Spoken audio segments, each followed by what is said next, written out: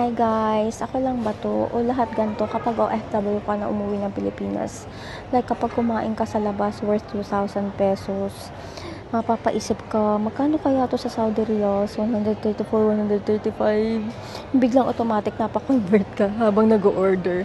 Teka, mahal ba to o normal lang? Sana bibili lang ng tissue. Hala, 200 pesos. Yung napabulong ka sa tindera. Titingin lang po. Yung wallet ko, aba, parang may butas. Yung kahapon pagkalusog-lusog ngayon inaatake na. Hindi na pera yung lumalabas, kaluluwa ko na yata. Kasi naman, yung kakauwi mo pa lang, tapos ubos na agad. Kasi di naman tayo sumasweldo pag nandito tayo sa Pilipinas. Pero yung gastos neng full time, ikaw pa yung inaasahan sa lahat. Sa ulam, sa bigas, sa kuryente, sa lahat ng gasto. Ayun, bigla ka na lang naging budgetarian. Lahat tinitipid mo, pati hininga.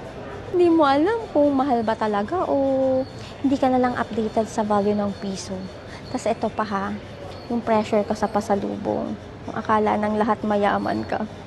Pero ang totoo, pagod lang to be. Like minsan, gusto lang namin umuwi ng tahimik, makapagpahinga, maglublob sa kaping barako. Pero ayan na be, saan daw ang chocolate? Wala ka bang iPhone dyan? No, nakalibero nga lang ako. Tingin nila sa'yo, balikbayan box ka, hindi tao. May pasalubong, thank you. Kung wala, ngiti at yakap sana sapat na. Kasi yung dala lang namin is buong pagod galing abroad at pagmamahal. Comment nga kayo below kung relate kayo. Anyway, para sa mga OFW, remind yourself, hindi tayo madamot. Marunong lang tayong mag-budget at mag-compute.